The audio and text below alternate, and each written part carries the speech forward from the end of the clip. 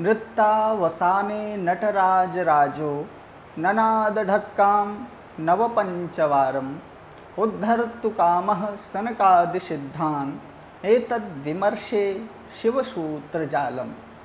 प्यारे छात्रों, मैं राम प्रकाश शुक्ल आप सभी का आज की संस्कृत व्याकरण की कक्षा में हार्दिक स्वागत और अभिनंदन करता हूँ।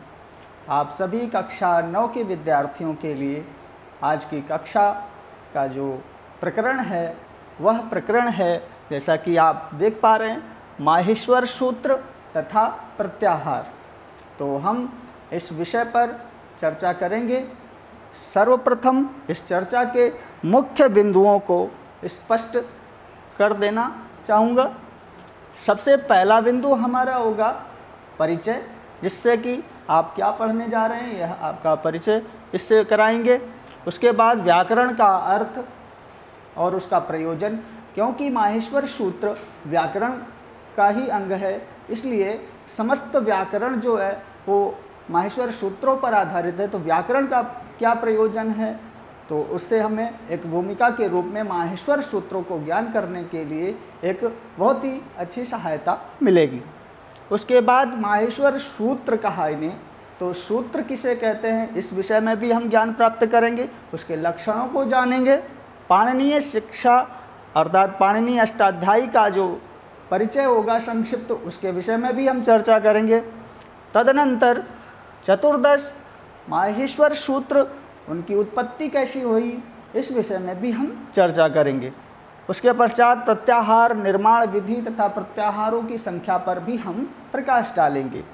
उसके बाद प्रत्याहार किस प्रकार बनाते हैं, उनके उदाहरण के माध्यम से आपके समक्ष स्पष्ट करेंगे। सबसे अंत में आंतरिक मूल्यांकन के लिए हम गृह कार्य हेतु कुछ प्रश्न आपको देंगे, जिन्हें आप हल करेंगे। तो आइए इस चर्चा को आगे बढ़ाते हैं। सर्वप्रथम परिचय जानते हैं। माहेश्वर सूत्रों को माहेश्वर सूत्र क्यों कहते हैं, इसके विषय में भी ज्ञान प्राप्त करते हैं। तो एक श्लोक है, प्रसिद्ध श्लोक, येनाक्षर समाम्नायम अधिगम्य महेश्वरात् कृत्सनम व्याकरणम प्रोक्तम तस्मै पाणिनये नमः। महर्षि पाणिनि ने भगवान शिव की आराधना करने के पश्चात इन चतुर्दश सूत्रों को प्राप्त किया, और इन चतुर्दश सूत्रों के आधार पर ही उन्होंने एक बहुत ही महत्वपूर्ण ग्रंथ की रचना की, जिसका नाम अष्टाध्यायी है। वह संस्कृत व्याकरण का एक उच्च कोटि का ग्रंथ है। समस्त संस्कृत व्याकरण इसी ग्रंथ पर आधारित है। और अष्टाध्यायी, जैसे कि आप नाम से ही समझ पा रहे होंगे कि 8 अध्यायों वाली जो पुस्तक है वह अष्टाध्यायी है। इस 8 अध्याय में प्रत्येक अध्याय में 4-4 पाद हैं, तो कुल मिलाकर के 8 अध्यायों में 32 पाद हो जाते हैं। तो इस प्रकार से हमने संक्षिप्त परिचय जाना। क्योंकि माहेश्वर सूत्र पर ही व्याकरण टिका हुआ है, इसलिए व्याकरण के प्रयोजन को भी जान लेना अत्यंत आवश्यक है। व्याकरण से सर्वप्रथम जो पहला ज्ञान होता है, हमें इससे परिचय होता है कि साधु शब्द अर्थात जो शुद्ध शब्द क्या है और अशुद्ध शब्द क्या है, इसका ज्ञान हमें जिसके द्वारा होता है वह व्याकरण होता है। इसलिए हमें शुद्ध शब्दों के ज्ञान के लिए व्याकरण को पढ़ना चाहिए। उच्चारण तथा लेखन की शुद्धता का ज्ञान हमें व्याकरण से होता है, अतः हमको व्याकरण अवश्य पढ़ना चाहिए। तथा जो अंतिम प्रयोजन बताया, वेदार्थ ज्ञान और उसकी रक्षा के लिए हमें व्याकरण को अवश्य ही पढ़ना चाहिए। तो इस प्रकार से व्याकरण के प्रयोजनों की चर्चा करने के पश्चात, चूँकि माहेश्वर सूत्रों के विषय में हम पढ़ने जा रहे हैं तथा प्रत्याहार के विषय में पढ़ने जा रहे हैं, तो सूत्र लक्षण अर्थात सूत्र का लक्षण क्या है, सूत्र किसे कहते हैं, इस विषय में यह एक महत्वपूर्ण श्लोक आपके समक्ष है। अल्पाक्षरम असंदिग्धम सारवद विश्वतोमुखम अष्टोभमनवद्यम च सूत्रम सूत्रविदो विदुः। बहुत ही स्पष्ट यह श्लोक है। अल्पाक्षर अर्थात जो अल्प अक्षरों वाला हो, असंदिग्ध जिसके अर्थ में कोई भी संदेह ना हो, और सार रूप में हो, अर्थात छोटे से शब्दों में ही, संक्षिप्त शब्दों में ही अपनी बात को कह देने वाला, और सामान्य सिद्धांत हो, अस्तोभवन वद्यम च, अर्थात जहाँ पर निरर्थक शब्दों का अभाव हो वह होता है सूत्र। तो इन सूत्रों में के ये जो 6 लक्षण बताए हैं, अल्पाक्षरता, असंदिग्धता, सार रूप, सामान्य सिद्धांत और निरर्थक शब्दों का अभाव और दोष रहित जो अर्थ होता है वह जो सूत्र का लक्षण होता है। तो इस प्रकार से हमने सूत्र के विषय में जाना। अब हम आगे बढ़ते हैं, सूत्र कितने प्रकार के होते हैं यह हमें बताना चाहिए। तो यहाँ पर भी एक महत्वपूर्ण श्लोक हम आपके समक्ष रख रहे हैं। संज्ञा च परिभाषा च विधिर नियम एव च अतिदेशो अधिकारश्च षड्विधम सूत्र लक्षणम। तो ये 6 प्रकार के सूत्र बताए, संज्ञा, परिभाषा और विधि, नियम। ये प्रथम पंक्ति में 4 सूत्रों का विवेचन किया। उसके बाद अतिदेशो अधिकारश्च षड्विधम सूत्रम मतम। इस प्रकार से 7 सूत्रों को नहीं, 6 सूत्रों को उन्होंने बताया। अब आगे बढ़ते हैं हम। 6 प्रकार के सूत्रों को जानने के पश्चात माहेश्वर सूत्रों की उत्पत्ति कैसे हुई, इसके विषय में एक महत्वपूर्ण श्लोक है जो हमने प्रारंभ में भी आपको बताया था कि नत्तावसानो नटराज राजो ननाद ढक्काम नव पंचवारम उद्धर्तु कामः सनकादि सिद्धान नेतद विमर्शे शिवसूत्र जालम। ये शिवसूत्र जाल जो शब्द आया है, ये शिवसूत्र जाल क्या है? ये चतुर्दश माहेश्वर सूत्र ही हैं। अर्थात महेश्वर सूत्र और शिव सूत्र दोनों आपस में पर्यायवाची हैं। तो नत्तावसाने नटराज राजो ननाद ढक्काम नव पंचवारम उद्धर्तु कामः सनकादि सिद्धान एतद विमर्शे शिव सूत्र जालम। कहते हैं कि नृत्य अर्थात जो नटराज राज यानी भगवान शंकर नृत्य के अवसान पर उन्होंने अपना डमरू बजाया। तो उन्होंने 2 बार डमरू बजाया। पहले बार में उन्होंने 9 ध्वनियाँ की, उसके बाद 5 ध्वनियाँ की। यही लिखा है कि नव पंचवारम, अर्थात पहली बार में 9 बार डमरू बजाया और उसके पश्चात 5 बार और बजाया। तो 9 और 5 मिलाकर के कुल 14 सूत्र उन ध्वनियों से निकले। तो उन्हीं सूत्रों को प्राप्त करके महर्षि पाणिनि ने व्याकरण की रचना की और सनकादि ऋषियों के संकल्प की सिद्धि के लिए उन्होंने यह सूत्र उन्हें प्रदान किए। तो इस प्रकार से माहेश्वर सूत्रों की उत्पत्ति की कथा आपने सुनी। उसके बाद चतुर्दश माहेश्वर सूत्र कौन कौन से हैं, इस विषय में भी आप देखिए 14 सूत्रों का परिगणन हम आपके समक्ष कर रहे हैं। प्रथम सूत्र ऐ उण ऋलऋक एओं ऐऔच हयवरट लण यमंगलनम झभय घटदश घटधस जब गढ़दस खप छठत चटतव कपय शशर हल। तो इस प्रकार से ये चतुर्दश अर्थात 14 सूत्र हुए। इन्हीं 14 सूत्रों के आधार पर ही व्याकरण की रचना हुई। अब यहाँ पर लिखते हैं कि इति माहेश्वराणि सूत्राणि, ये माहेश्वर सूत्र हैं। किस लिए हैं? तो कहते हैं अणादि संज्ञार्थानि, अण इत्यादि संज्ञा को करने के लिए इन सूत्रों की आवश्यकता पड़ती है। अण इत्यादि संज्ञा क्या होती है? तो अण एक प्रत्याहार है जिसका स्पष्टीकरण हम आगे करेंगे। एसाम अंत्या इतः, अब ये जो पंक्ति है एक महत्वपूर्ण पंक्ति है। एसाम अंत्या इतः अर्थात इसका अर्थ यह है कि इन सूत्रों का जो अंतिम वर्ण है उसकी इत संज्ञा हो जाती है। अब इत संज्ञा क्या होती है? इत संज्ञा वो होती है जिसके बाद वर्ण का लोप हो जाता है, अर्थात वो अदृश्य हो जाता है, उसकी गणना उसमें नहीं की जाती है। अब आप देखिए कि यहाँ पर जो प्रत्येक सूत्र का जो अंतिम वर्ण है वो दूसरे कलर से है। आपको समझाने के लिए मैंने उसको दूसरे कलर से कर दिया है ताकि आप समझें कि ये जो रक्त वर्ण यानी जो लाल दिख रहे हैं वो सारे वर्ण इत वर्ण हैं, अर्थात उनकी इत संज्ञा हो जाती है और उनका तस्य लोपः से लोप हो जाता है।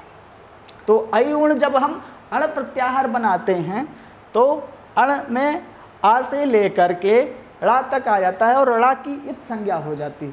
तो प्रथम वर्ण से लेकर के अंतिम वर्ण तक जो प्रत्याहार का निर्माण होता है उसमें आप देखते हैं सारे जो लाल वर्णों से हैं उनकी इत संज्ञा हो जाती है, इसलिए येषाम अंत्या इतः अर्थात इनके अंत्य वर्ण का लोप हो जाता है।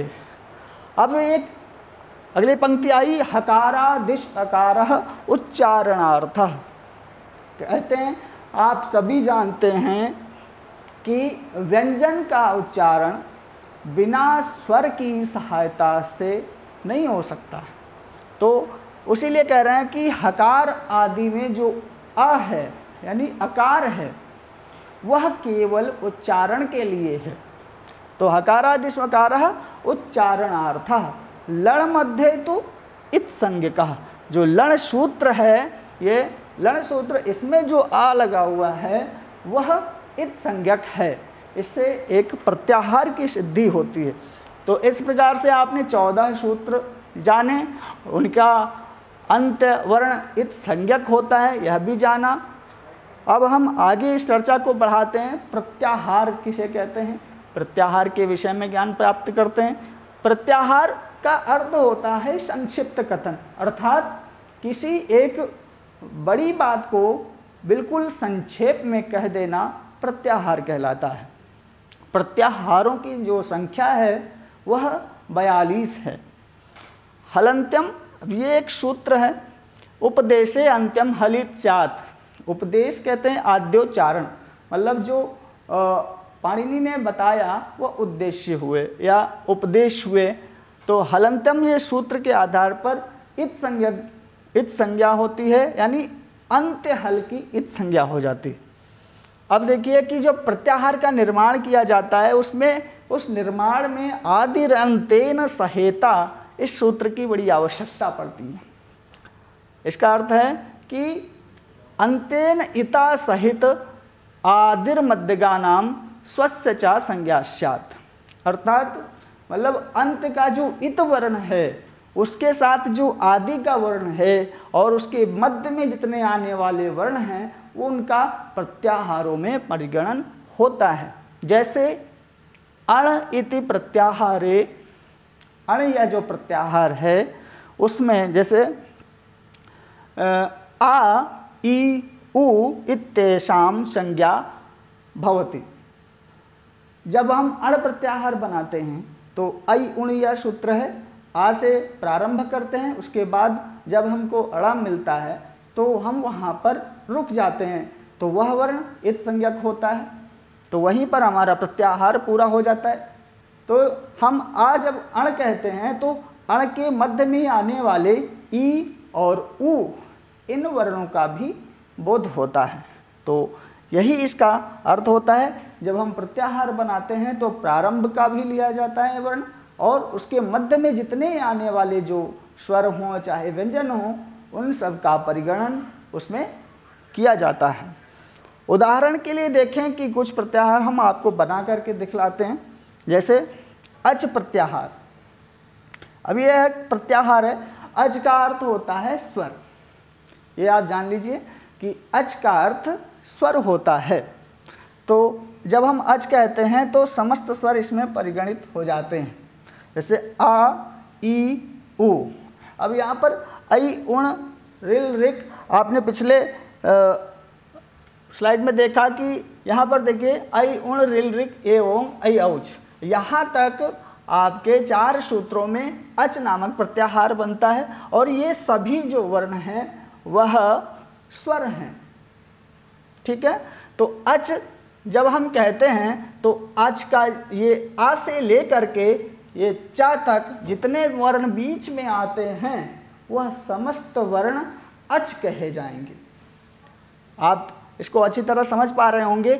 आ अच जब हम कहते हैं तो उसके बाद में ई उ अब ये चूंकि इत संज्ञक है अड़ा, तो इसकी इत संज्ञा हो गई, इसका वहाँ पर परिगणन नहीं होगा।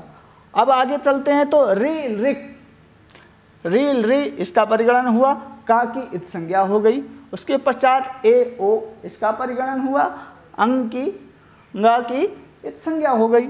उसके बाद ऐ औ इनका परिगणन हुआ और चा की इत संज्ञा हुई, तो यहाँ पर प्रत्याहार पूरा हो जाता है। तो अच प्रत्याहार की पूर्ति हुई। इसी प्रकार से अन्य मान लिया कोई और प्रत्याहार हमें बनाना है, अक प्रत्याहार, तो अक प्रत्याहार बनाने के लिए अक से ऐ उण के आ से लेकर के रिलरिक का जो का है उसमें अक प्रत्याहार का निर्माण हो जाएगा। तो यहाँ पर ये जो आदि का अक्षर है आ, उसके पश्चात जो अंत का अक्षर है का, उसकी इत संज्ञा हो गई। उसके मध्य में जितने आने वाले वर्ण हैं उन सभी का बोध या अक प्रत्याहार या अच प्रत्याहार उसका समस्त वर्णों का बोध कराता है। तो इस प्रकार से हमने देखा कि प्रत्याहार एक संक्षिप्त शब्द के माध्यम से ही बहुत ही दीर्घ मात्रा में, बड़ी मात्रा में वर्णों का बोध कराता है, अर्थात बड़ी बात को छोटे शब्दों में व्यक्त कर देना प्रत्याहार की विशेषता है। अगला देखिए सल प्रत्याहार है। सल प्रत्याहार में इसमें 4 वर्ण इस प्रत्याहार में आते हैं, श, श, स, यानी इसमें जो शस शर सूत्र है और हल सूत्र को मिला करके यह प्रत्याहार बनता है। इसमें तीनों शकारों का जो उपदेश हो जाता है, जैसे तालव्य श और मूर्धन्य शकार। उसके बाद दंत श, उसका भी यहाँ पर परिगणन हो जाता है तथा हा को मिला करके यहाँ पर शल प्रत्याहार निष्पन्न हो जाता है।